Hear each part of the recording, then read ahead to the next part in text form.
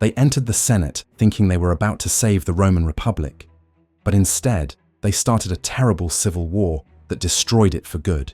It was a planned attack, in broad daylight, at the very heart of Rome. Because of that, the names of Brutus and Cassius were forever marked in history as an example of how killing a powerful ruler can go terribly wrong. Marcus Junius Brutus and Gaius Cassius Longinus were not just anyone. They were important senators, experienced men who knew Rome's laws and understood that their actions would have great consequences. Brutus came from a famous family.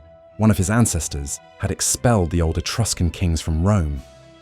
Because of that, his very name already served as a warning to anyone who might want to rule alone, like a king. Cassius was a clever general and politician.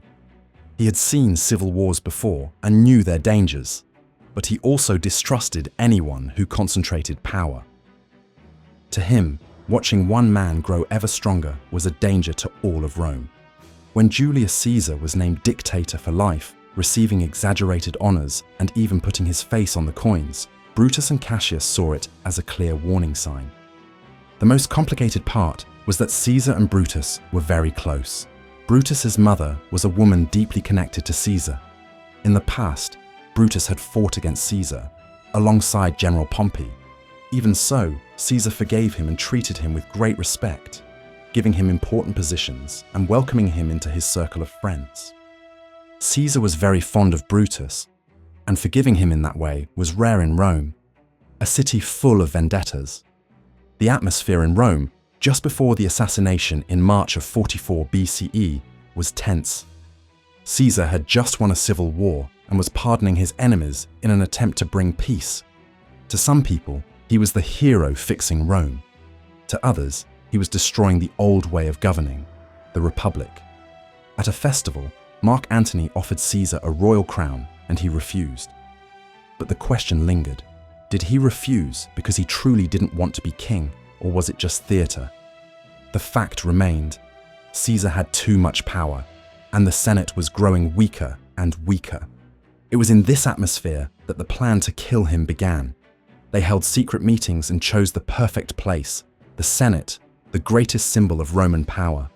Cassius, the more practical of the two, thought they should also kill Mark Antony, to eliminate the problem at its root. But Brutus disagreed.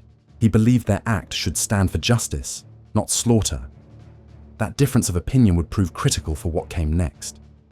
Finally, the day arrived. Caesar almost didn't go to the Senate, but he was persuaded to attend. As soon as he sat down, a group of senators surrounded him, pretending to ask a favor. One of them pulled his toga, and the knives appeared. There were many stabs, delivered by men who, just hours before, had greeted him with respect.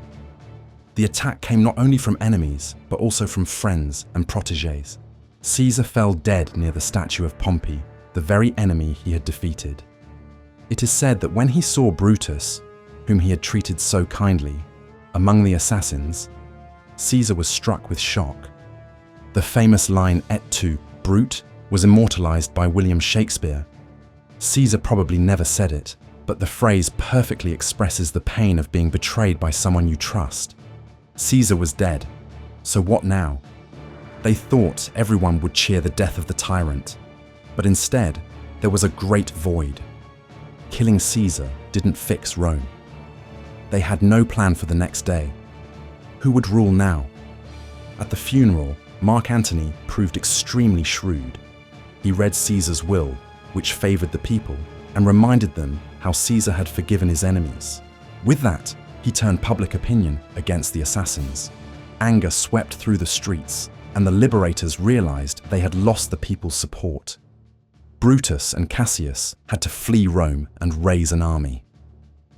But at the Battle of Philippi, they were defeated by the forces of Mark Antony, Octavian, and Lepidus. With no escape left, both took their own lives. In the end, Octavian became the first emperor of Rome. Brutus's great mistake was believing that merely killing the tyrant would solve everything. He failed to see how much the people loved Caesar and underestimated the cunning of politicians like Mark Antony. In practice, the assassination sped up exactly what they had hoped to prevent: the end of the Republic and the beginning of an empire, born from a great act of betrayal. For some, Brutus and Cassius were the last defenders of freedom and of the Roman Republic, but for Caesar's successors and supporters, they would forever be remembered in history as the authors of one of the greatest betrayals of all time.